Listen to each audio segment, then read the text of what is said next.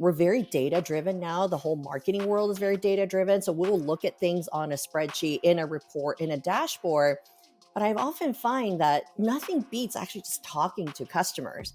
There are secrets out there, guys, performance marketing secrets, and knowing just one or two of them can absolutely light up your funnels. Let's go. This is the Revenue Driven CMO. I'm your host, Chris Mechanic. Join me as I uncover the secrets of the world's most elite CMOs and marketing leaders. The Revenue Driven CMO is sponsored by Web Mechanics, the AI-driven performance agency that makes you smarter. Hello, everybody. Welcome to another exciting episode of Revenue Driven CMO. I'm your man, Chris Mechanic. Have an awesome guest. Really excited to have her here on the show today. She's a results and data-driven global executive with a passion for B2B marketing and sales transformation. She has, get this, 4 times gone taking companies from startup to exit, including integrations, mergers and acquisitions, expansions, over 18 years of experience building high impact marketing orgs, generating leads, sales pipeline, industry awareness, and customer loyalty. She is a real visionary. She's, got some profound thoughts and ideas. She's a founding member at Chief, founding member at CMOHuddles, an advisor to Sendoso, which is a really cool brand, and now Chief Marketing Officer at KnowBe4, which is one of the world's largest security awareness training and simulated phishing platforms, which we use. I love the product. I love the brand. Ladies and gentlemen, welcome to the show, Miss Cindy Zhou. How are you, Oh, Cindy? thank you so much. I appreciate that, Chris. Gosh, that's a definitely a humbling intro. I appreciate that. Well, it's very true and very well deserved. And I know we've known each other for a long time, right? We're friends. We've been Sure have. colleagues for many years. So I'm excited to finally have you on the show. And you know the format. You know how we roll. We like to lead with the value. So Yeah. why don't you let everybody know, like, what is one of your biggest secrets to success? Well, thank you for that, Chris. And I know when we were chatting about this, the first thing that came into my mind was customer empathy. And I know a lot of times people will say, put the customer at the center, start with the customer. I think a lot of times it really is hard to do, right? And for CMOs, you have to really kind of put a process in place and make it a part of you. You have to carve out time to focus on it.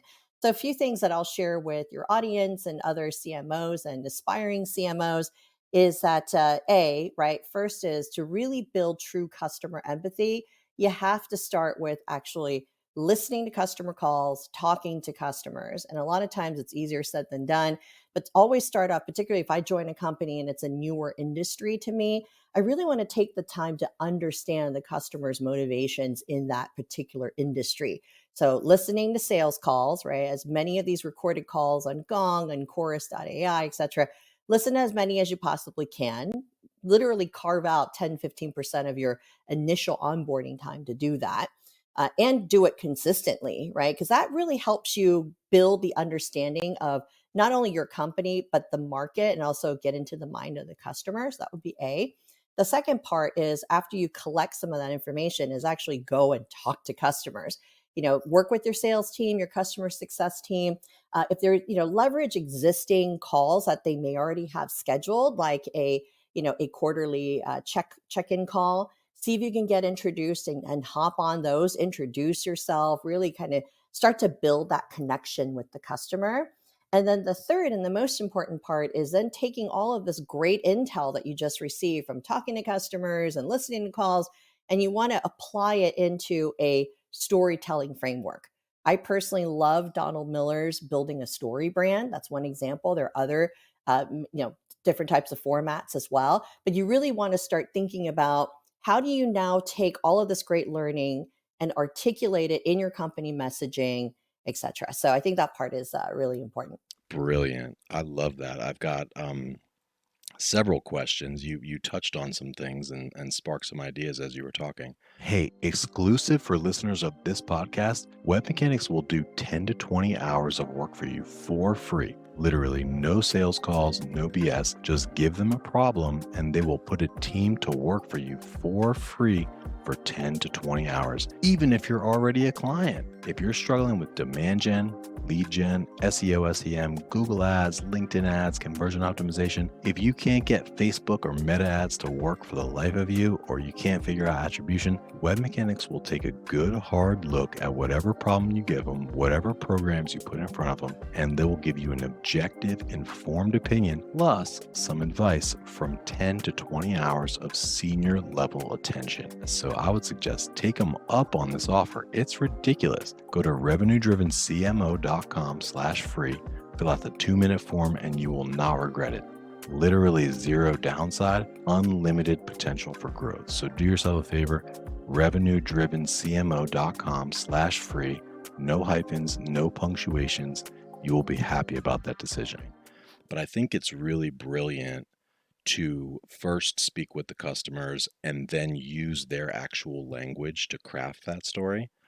I think that, well, I know actually that some marketers do it backwards. They'll basically do market research. They might like read some, reviews or do some reading.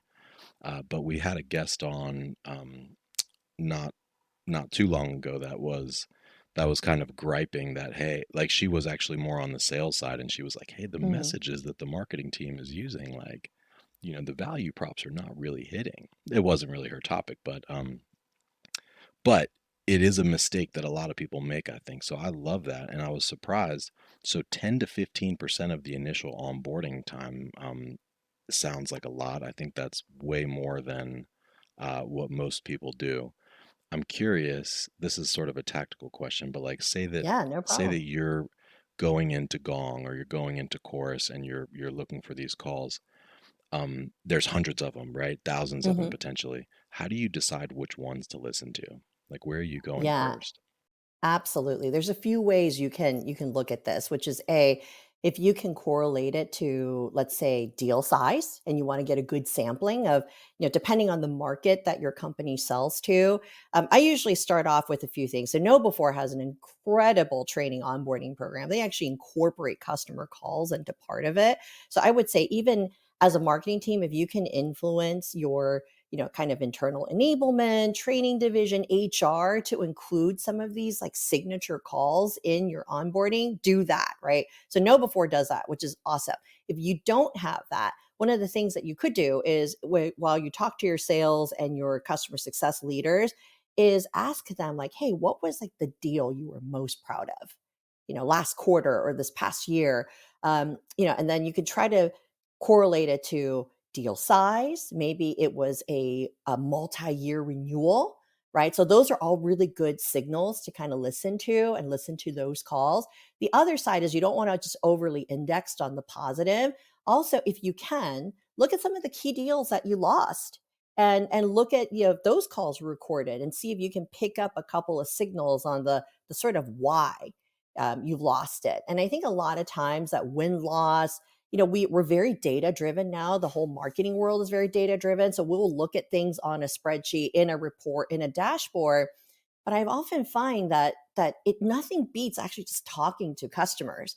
And there are customers that I've met 20 years ago at companies that are doing completely different things, and we're still friends and say hi and chat. And sometimes they'll come along and to the next company I'm at. So a lot of times that relationship and building that bond is so important. But listening to those calls, I mean, I would look at those things, the top deals, the ones that you lost, and try to see if you can find any kind of common ground there. Like sometimes it could be the same thing that is both a positive and a negative, but then that becomes a thread you can pull on. No, that makes a ton of sense.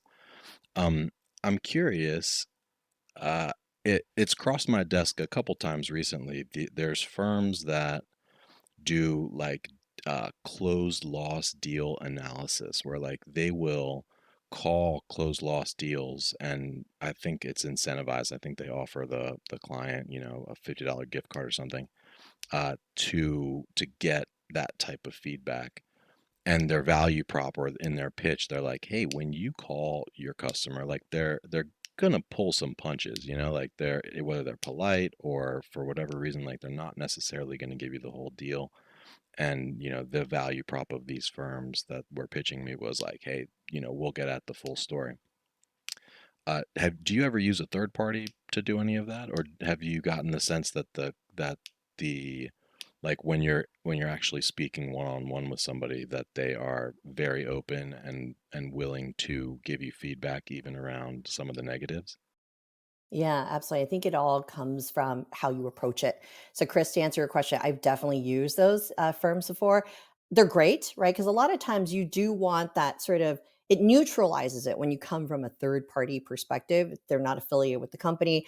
Certainly in my past at other companies, we use some of these firms and you get intel that you wouldn't have known otherwise, right? Like, again, this is love our sales reps, right? There's no knock on sales.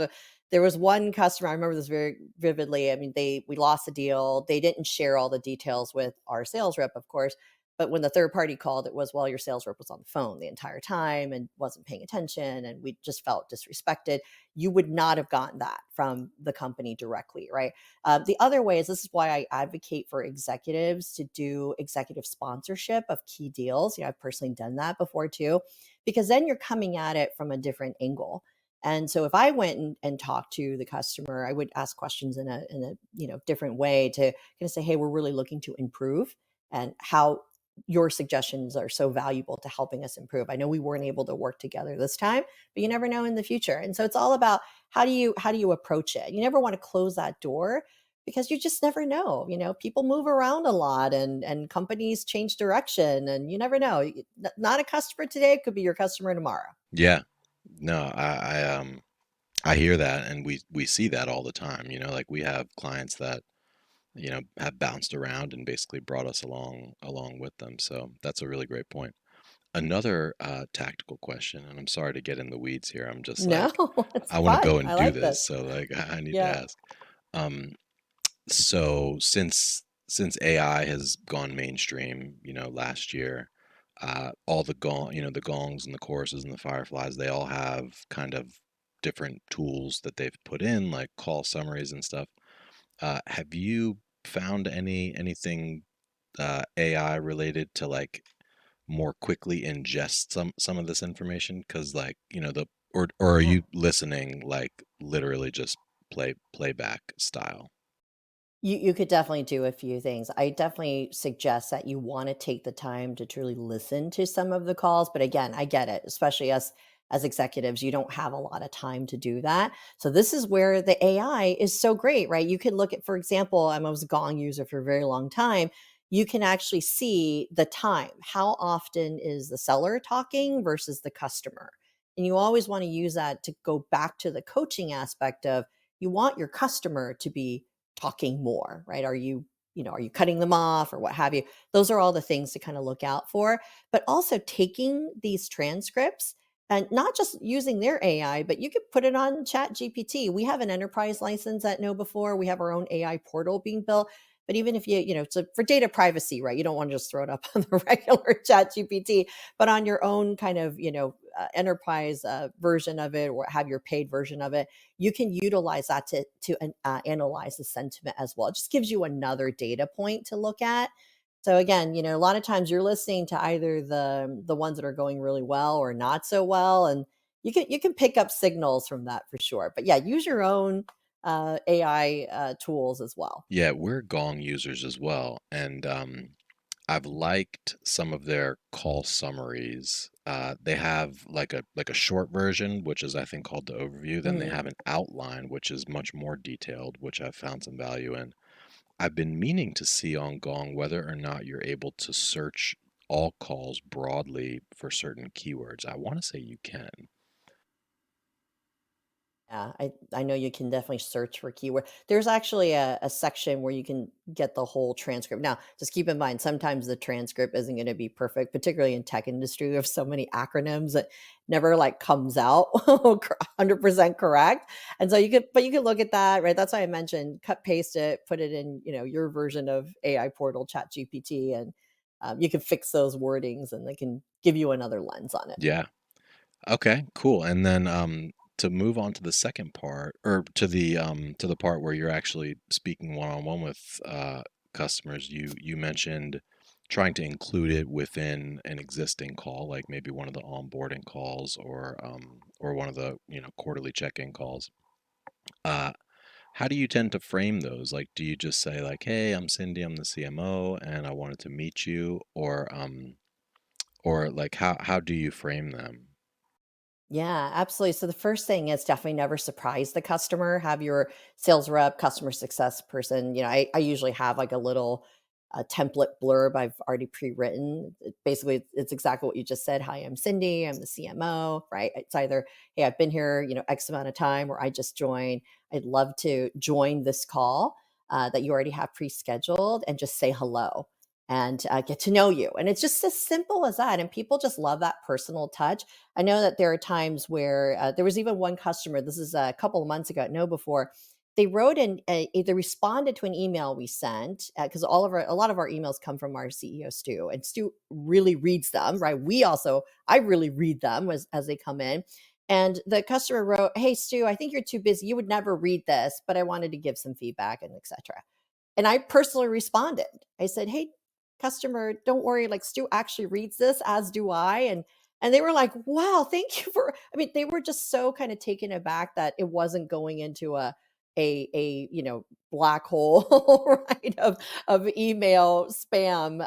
And then we got to meet at our conference, and now it's like I feel like I've done my own little part of customer loyalty, and that part is you know it means a lot to people. I mean, I know it means a lot to me when actually a customer success or an executive of one of our vendors, right, makes sure to take the time to say hello. Yeah. Yeah, absolutely. No, I mean that's a great personal touch, and and I bet that that client was definitely wowed that to get a personal response. Um, Yeah, and our CEO sent one too, so it was that's great. awesome. And we took care of the problem. That was it. And then, are there any like specific questions that you always ask that you find are like quite insightful or yield Yeah. good feedback or good insights?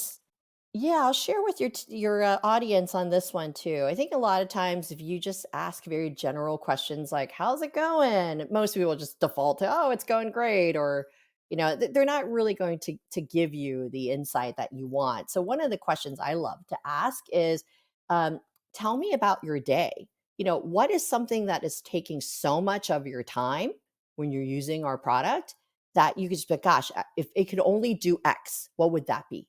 And then you're getting to something really specific, and then they'll actually think and go, "Oh, well, blah blah blah takes up too much time." And then now you're like, "Okay, so," and keep in mind that then could become a data point that you use in your ROI study.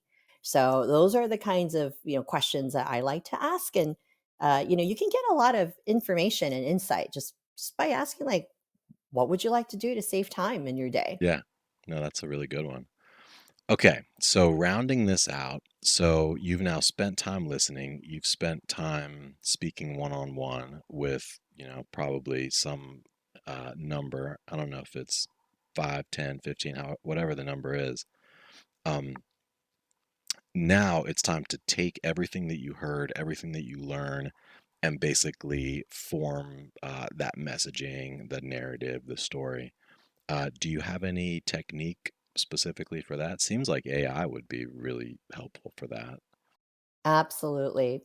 Something like a chat GPT AI portal to kind of help you synthesize that information and aggregate it is great. I mentioned earlier too, which I'm a big fan of, is building a story brand. Donald Miller is a author of the book. I don't know if you're familiar with him too, Chris. He used to be a screenwriter for movies. And it's interesting, yeah. When you start to look at it will kind of ruin movies for you because you'll notice like every movie kind of follows this arc, but it's a book. It's a very easy read. Like I highly recommend it. My whole team at a couple companies, we've kind of made it a something where my whole team would read it. I also made it something where to my whole entire marketing org at Know Before, I said, go get the book. You can reimburse it as part of your education training stipend, right? And really understand it, because you could see there's like a seven step framework on how to then kind of tie all of this together in a storytelling framework. But by the way, that's something else I failed to mention too. I want to make sure it's communicated to your audience is the CMO doing the customer, like listening to customer calls, talking to customers, super important, but also encourage your teams to do that, right? It shouldn't be just your team that works on webinars that, because they get the front row seat to it. Encourage your, I don't care if it's your creative person, your PR person, your demand gen, field marketing, right? They should all have some type of customer connection. And even if it is just listening to the webinars, the calls, etc., that all helps them kind of understand. I think a lot of times marketers, we tend to just be really, because there's so much, right? Usually marketing is understaffed and we're just trying to do so much. You become very focused on what you're doing, but also to take a moment to step out of that box and to really look at, like, okay, you have to, number one, connect with the customer to be a great marketer. And so really encourage your teams to do that as well. But yeah, try this story brand framework. It's really I'll definitely phenomenal. check that out. I've heard of it. I've never read it. But I've heard about it several times, so I will pick that up for sure. Awesome. Cool. Well, let's talk about KnowBe4. Like I mentioned, we're users of the product, lovers of the Woo! product. I'm a master Love that. at sniffing out phishing attempts. Like, there's Love no it. way anybody's ever going to phish me ever. Chris is like, we are going to be super secure at web Oh my mechanics. I love goodness. it. Yeah, no, but I just think it's such an awesome product and so clever, and well done. But for folks that aren't as familiar, could you give us just a little background, like what you guys are all about? Yeah, I'd love to. So, know before we are the world's largest platform for security awareness training, which is also now known as the human risk management market, and for anti phishing. So, we have a series of software. Not only does it help to train and educate and inform your workforce, so it could be your freelancers, your employees, et cetera, to not fall for these scams, but it's also, we have a product that actually can aggregate your email and actually see, like, oh, these are malicious emails, rip them out. You can even flip them to use them in your company as a phishing simulation test, right, to your employees and workforce. But also it has a crowdsourced component, so all the other customers of this product called PhishER Plus, it will actually take that email out of their inbox as well. So it's something where it builds a community sense of, you can help each other out by, hey, you're spotting this one malicious email. It actually could be going out to 10,000 other companies as well. Our CEO, Stu Showerman, he's just brilliant. He started this company, created this market from scratch. He had an antivirus software company prior to this called Sunbelt Software. He sold it. And he said to me on my first call with him, he said, Cindy, it could take 3 months for a hacker to hack into a network, but it only takes 3 minutes to hack a human. And if you look at some of those biggest kind of news stories last year of hacks with, like, the casinos, right? Clorox, etc. Those all started with social engineering. So having people kind of be really aware of, this email, maybe call your bank, don't click on the email, right? Like, be a little suspicious.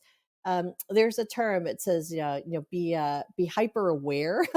And just a little tad of like suspicion is a good thing. Yeah.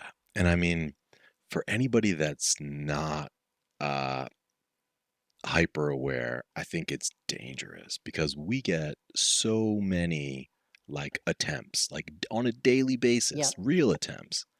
And so what we do is basically our head of IT will, send these out. Uh, and I always spot them now. I fell for them a couple times, but now I always spot them and I'll screen grab it and I'll be like, try again, buddy. Like, not good enough. I'll just send it to him in Slack. But then anybody that does click, he'll then go and basically do some training or Yep. reinforce that training or what have you. So I feel grateful and happy that we are pretty ironclad. But I'm worried for like the vast majority of companies out there, especially ones that may not be so tech savvy. It's like these messages are probably hitting inboxes right now. It's kind of scary. Oh, 100%. And it's not just, this is the scary part, right? Which is why I know before I'm so proud of this company. We were always staying in the forefront. Chris, there was a headline just a few weeks ago, real story. There was a company in Hong Kong where the person in the finance department thought, this is kind of like a suspicious email, didn't engage. They were able to deep fake an entire Zoom call with the CFO, right? All they do is they can grab images and voice clippings online and create their own deep fake. And so he was on a Zoom call and then wired 25 million US dollars out of the company. So this is the part you have to, and again, he was suspicious, right? He was, sufficiently paranoid enough to ask for a Zoom call. But a lot of times I think when in doubt, it could be from the phone, could be etc. Hang up, right? Don't engage.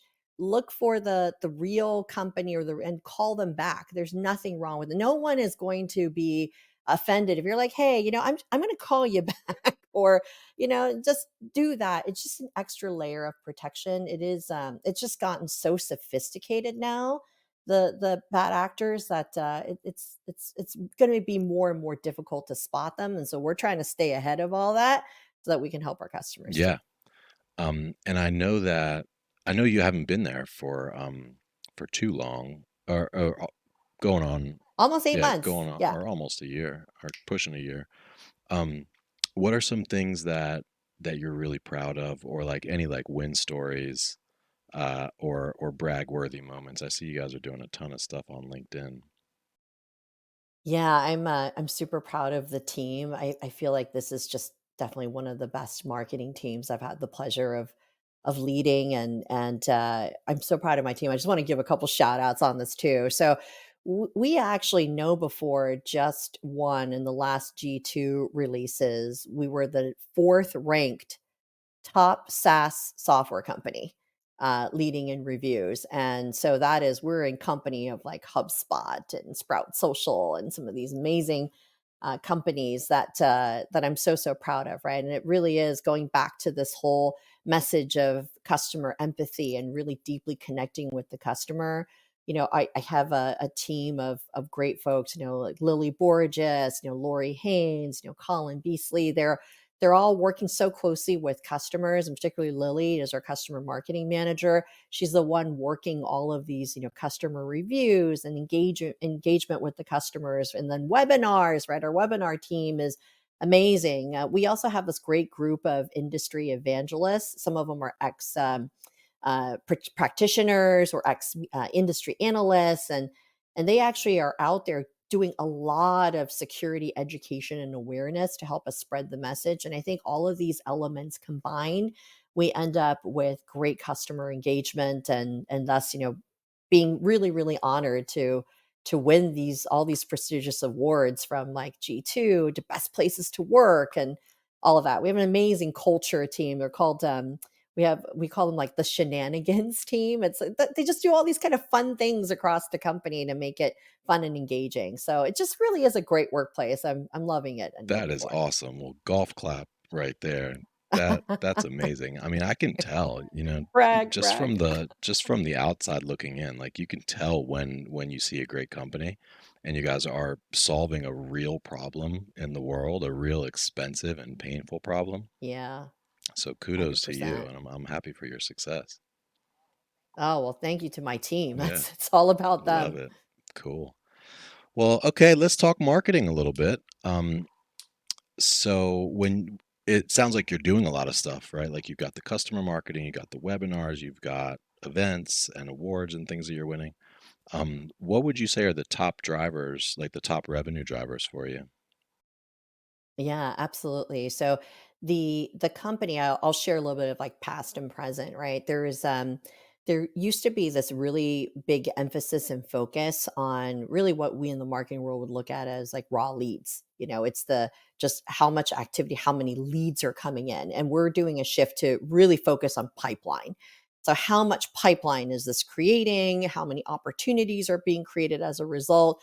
So if you think about it, it's a little bit of a shift for the marketing team, over the course of the last 10 years to go from being more kind of volume and quantity driven to being quality driven. And so it's really interesting, right? Because it sort of needs to be a whole shift from the whole company and not just the marketing team.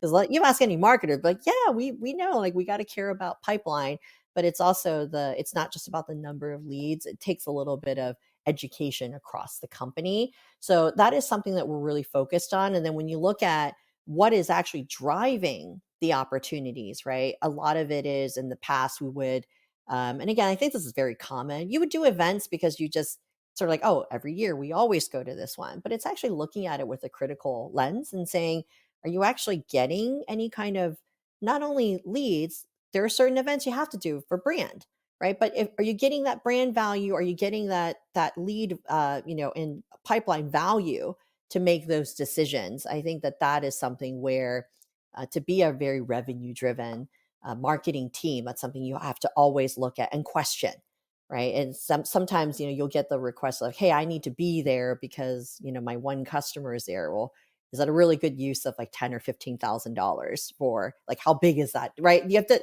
kind of do that kind of math and the balance of ROI, to be truly revenue driven. And then also, don't over pivot on any one particular channel.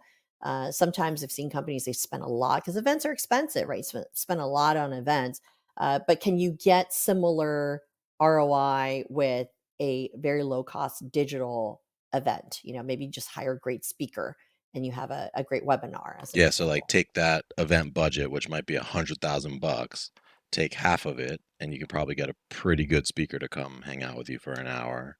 Um, Yeah, that might get you, thousands of leads, more bang for your buck than doing a conference, as an yeah. example. Speaking of online events, so I come from like my origins were in B2C. Hmm. I was actually an affiliate marketer, and affiliate marketers uh, have a lot of like useful techniques and I love taking some of the stuff that they're doing on B2C and direct response and translating it for B2B. One thing that they do is what they call VSLs, or video sales letter, Hmm. which is like a fairly long form video, and you've probably Yeah. seen a lot of the publishers doing this. Like a lot of these Hmm. publishers, the newsletter publishers will create these like hour-long videos like it's the death of the dollar, but like really kind of those ones are blown way out of proportion. But we had this idea to do a video sales letter, and what it looked like was basically like a really valuable piece of content, educational on the front end, and then basically like a sales pitch Hmm. at the back end.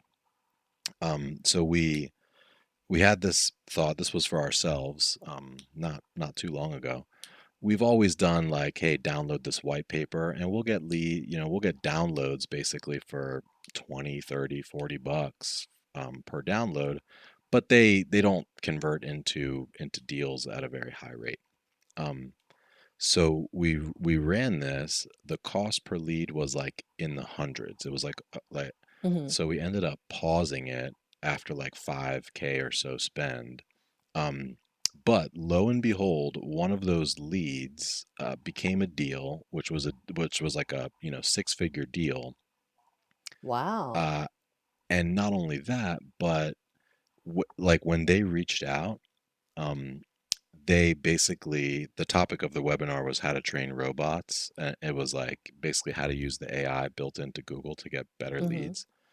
So they called in and they were like, "I need help training robots." Like like like they had already watched it. They'd already been Yeah. sold on the methodology. It was the easiest sale we'd ever made because like, they were already pre-sold.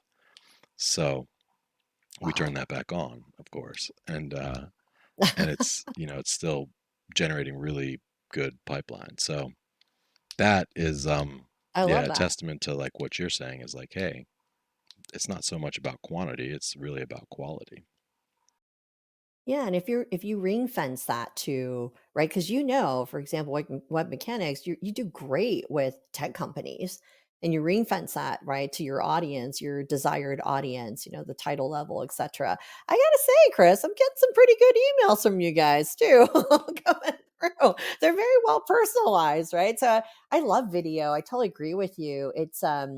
I've never used it, but I've always kind of appreciated when I receive some emails and you can see those quote personalized videos done by Vidyard. I think it's kind of fun, right? Like they actually hold up the sign, they got your name on it, all that stuff. I feel like that's now with AI, we can do even more like hyper personalization like that. So I think it's a lot of fun. And people just in general, we're living in this TikTok generation of 30-second videos. I don't know if you might be this is I'm dating myself here, but years and years, like or maybe a decade ago, there used to be a whole thing called the 2-minute explainer, and it was all about, can you explain your company and your product within 2 minutes? Now we're living in the era of 30 seconds. 2 minutes is too long. So all of those like short form videos, I told the team too, I want to do more experimentation there on that side at Know Yeah. Before. Yeah, definitely. Short form video is very hot. I will say. Um, there's so many different like thoughts and ideas going through my mind. I wish we had a whole extra hour. Uh, but I just love me talking to you. too. I want to tell you Fun. about one other thing that I've been obsessed with lately that I think the audience will enjoy too. It's a tool. It's called RB2B, like the letter R and then B2B. It's a person Okay. level anonymous or visitor identification. So, like within your Zoom info or That's what your, makes it. Sixth Sense, it will tell you what companies are visiting. This is a person level, so it shows you the actual individual. And what I love about it is that it's free. So if you use Slack or Teams, you can basically push it in real time to a Slack channel. So that's what we're doing. They have a paid version, like if you want to push it to HubSpot or your CRM or something. Sending They it have to a my paid team. version. I think it's 500 Airbnb. bucks a month. Okay. But we don't even use the paid version. We just use the free version and have already gotten like we just started using it a couple weeks ago and have already gotten like 3 or 4 opportunities. We basically, Wow. yeah, there's like, the sales and marketing team basically monitors it. Anytime somebody that we know comes through or just like somebody that we don't know that looks Hmm. interesting, basically we'll like wait, 24 hours or so and then reach out to them. But it's already Nice. been very, very helpful. I'm gonna go look into this. I just took it down so I don't forget. Yeah, I hope so. I love it. It's a great So product. fun. Um, all right, cool. Well, enough of the nerding out. Let's get out of the weeds a little bit here. Yeah, we got like two marketing tech fans here. We're gonna we could talk about tech stack and software all I day. know, right? Um, cool. Well, it sounds like you guys are doing a lot of things well. I'm very impressed all around. But I know it's not all wine and roses. What are some of the big challenges that you guys are facing right now? Yeah, for sure. It's one of the things I mentioned earlier is these hackers are getting more and more sophisticated. So definitely there's a lot of new kind of emphasis and development at the know before side, like through our R&D, through our product kind of innovation to do more as well with AI. Because the more we do, the better we can help our customers and then also make their lives easier, right? Like that time savings element. We announced at our last customer conference, ADA, which stands for Artificial Intelligence Defense Agents, plural, and from that, our customers will be able to just quickly versus them trying to pick and choose phishing templates. You can look at the individual, like your workforce, the users, kind of issues. What are they clicking, and then devise through AI templates for them. So a lot of this is taking a lot of work. I wouldn't say it's a challenge necessarily. It's just more of a focus for the company on staying ahead of these bad actors and threat actors.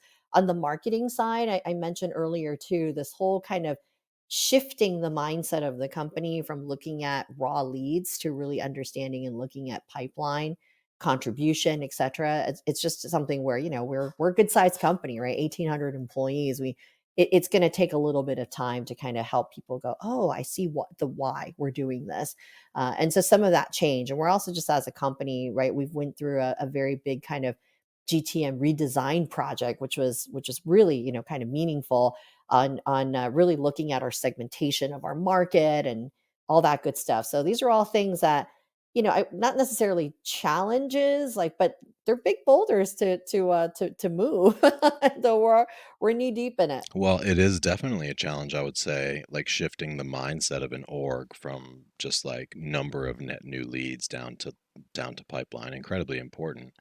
Um, but certainly possible. I mean, it makes a lot of sense. Totally. It can be tough in B2B because like the attribution challenge is just a nightmare. Hmm. Like attribution is hard even in e-com or even in like some B2C spaces with short selling cycles. Like there's an attribution challenge, but in B2B, it's like the attribution crazy challenge. I wish I had a better word for like a very challenging challenge, but it's like, the hardest challenge possible, because like you could you could get a lead that becomes a deal that originated from an event that you went to 2 Yep. years ago and Yep. they just clicked on one of your LinkedIn ads yesterday, right? Hmm. And Hmm. so like, you know, that has to be part of the conversation like when you're shifting the mentality in the B2C side of things. We they do like incrementality studies like geo holdouts, for instance. Like we had a client that wanted to test YouTube, and they Hmm. advertise everywhere. Like they're on TV, they're spending millions on Facebook, they're on TikTok, they're doing everything, right? So we launched YouTube. It was going pretty well. The leads that were coming from there were pretty high quality, but they always ask about incrementality. It's like, hey, would we have gotten these leads anyway? Is the question. Oh, So we did a geo holdout. yeah. And it turned out not only were the leads incremental, but they were incremental like 2x, like meaning that what we were seeing in platform, the truth was actually much better than what we were seeing in Hmm. platform. Hmm. So they That's they do great. that kind of thing, and they also do media mix models where like they start from the closed won deals, and then they look at like the media mix that was happening during that time and model out how much you should be spending on these different areas. But it's really hard to do that in the B2B world just because the volume is not there. Like these are companies that are closing thousands of new customers a month, you know. So it's easier to make Yeah. those models. Oh, attribution, Chris. We could do probably a whole episode just on attribution because of all the companies I've been a part of. Everyone tries to do it a little bit differently, right? Some companies are, and again, it's not because they don't, companies that don't wanna do multi-touch. I think every company knows that there's value in multi-touch and want to do it, but sometimes you just end up with system limitations, depending on how your CRM was set up and how your marketing automation was set up and the integration there, like, there's always data challenges there, and you're right, it's depending on your sales cycle. If you're selling a product that's like multi hundreds of thousands to $1 million, ASP, average sales price, then you could be looking at a 2 to 3 year sales cycle, or you're selling to the government, right? We all know, being DCers, how hard and how long those sales cycles are. So a lot of times it's, yeah, you have to look at, kind of, if you can look at multi-touch, then that's the best. But yeah, for B2B, it's just every company I've been at, it's always been a question and a challenge and a debate and a good discussion on how should we look at it. So I'm with you there. We'll just keep fighting the good fight. Yeah. I'm we're partners with this firm called Tomi AI, Mm, which is basically like a predictive. It's like predictive, where they can predict with a pretty high degree of accuracy just from the first couple of interactions on a website, like what the value of that lead will be. And we use it primarily to like build modeled audiences to target interesting. in Mhm. paid ads. But I could see a use case like for attribution where like once you're comfortable with the model and the relative accuracy of the model, um, then maybe everybody just eventually gives up on exact attribution. It's like, hey, we're never going to figure this out. Let's just build a model that we have some confidence in, and then thereby like score and assign value to these leads based on those interactions in the very early pipeline. I think that Hmm. that Hmm. might be where people ultimately end up going in B2B. Yeah. Yeah. I mean, you have some of these models and ABM products like Six Sense and, demand base and et cetera too. I'm with you there. It's more about what's the quality of the engagement, right? Going back to that, kind of customer empathy, customer engagement. I think a lot of times, I found this a lot too in enterprise B2B is that the buyer, the true kind of person that's buying and signing off isn't the person doing all the research, right? They're sending their team to do the research. And so some of that is, can you cross correlate it to the persona as well? And then you can score it accordingly as well. But yeah, I feel like I'm with you there. There's going to be a point in time where it's like, okay, are we just going into data overload? And maybe we're just missing the very simple parts of just how much engagement has there been, right? Forget about everything else. Have you found the propensity modeling in Sixth Sense and Demand Base to be pretty good? I haven't really messed around with it much. Yeah, I haven't been a user of demand base. Sixth Sense, yes, customer from two different companies, and I definitely find that the sellers and the sales teams they find it very, very useful, right? Because it is a signal. You could debate accuracy, et cetera, because a lot of times the data now with the whole kind of cookie issue, et cetera, like how good is the data? But overall, to say, hey, this company seems like there's some heat going on that they're looking at this category, I do find that to be helpful. Okay, cool. I like that. All right, Cindy. Well, I know you're a very busy woman. I know you've got an event to go to do after this. So let's do the lightning round and we'll get you out of here. Love it. I love lightning round. All Go right, for it. here we go. If you were to start a side hustle, what side hustle would that be? So I personally love personal finance. Just I think that there should be some great education for young people on how to invest, right, and how to budget, and right. So I personally love that stuff. I've been a fan of it since I was younger, and I found it to be helpful. So I probably would start something like that, like a blog or a website, just kind of do basic financial education Yeah, for folks. like youngsmartmoney.com or something. Yeah, something like that. Yeah. It's really fun. I love reading that stuff and maybe like a TikTok channel doing that. I'm not there yet. But that would be a good side hustle. That's awesome. I love that. Question number two is top three books or authors or influencers that have made an impact on you. Yeah, I have an oldie but a goodie that I'll recommend to everyone too. Jack Welch's Winning. So Jack Welch, former CEO of GE, him and his wife wrote that book. I find myself just oftentimes picking it up and rereading certain chapters. So that one's a great one. I talked about Donald Miller building a story brand. I'd recommend that. This is my latest one, and I'll hold it up for your audience that's actually watching the video, and it's Amy Sue's The Leader You Want to Be. Definitely the book talks a lot about as you grow in your career, that your leadership style, right, and your how you lead, the stakes are higher, and how you can. There's some really, really great suggestions on how you can deal with that as a leader to kind of help yourself. And so I highly recommend this to your CMOs and aspiring CMOs. Love that. Okay, perfect. Well, this has been awesome. I'm leaving inspired. I'm gonna, I think, go consume some of your other content and check out, some of the things that you're doing. Um, and I've really enjoyed it. So thank you for coming on.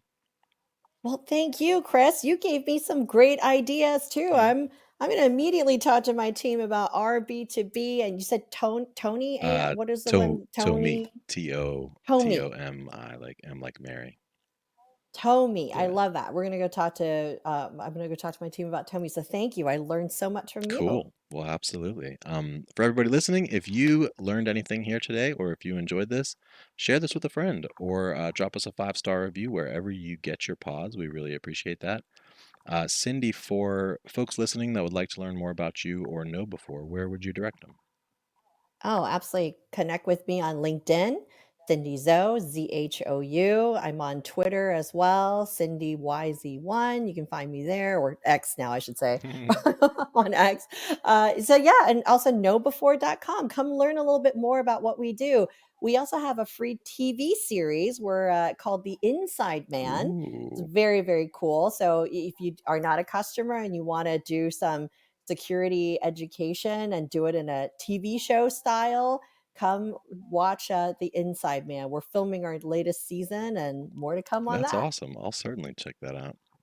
Yeah, I'll send you the link, Chris. I think you'd enjoy it. Awesome. Cool. Well, stay on the line just 1 second, Cindy. We'll wrap up. But for everybody else, that was another exciting episode of Revenue Driven CMO, and we'll see you next time. And that's a wrap. Thanks for joining us here today. For show notes and other episodes, visit us at revenuedrivencmo.com. That's revenuedrivencmo.com. And hey, exclusive for listeners of this podcast, Web Mechanics will do 10 to 20 hours of work for you for free. Literally no sales calls, no BS.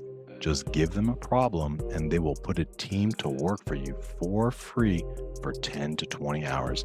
Even if you're already a client. If you're struggling with demand gen, lead gen, SEO, SEM, Google ads, LinkedIn ads, conversion optimization, if you can't get Facebook or Meta ads to work for the life of you, or you can't figure out attribution, Web Mechanics will take a good hard look at whatever problem you give them, whatever programs you put in front of them, and they will give you an objective, informed opinion, plus some advice from 10 to 20 hours of senior level attention. And that's just because you're a listener of this podcast. So I would suggest take them up on this offer. It's ridiculous. Go to revenuedrivencmo.com/free, fill out the 2-minute form, and you will not regret it. Literally zero downside, unlimited potential for growth. So do yourself a favor, revenuedrivencmo.com/free, no hyphens, no punctuations. You will be happy about that decision.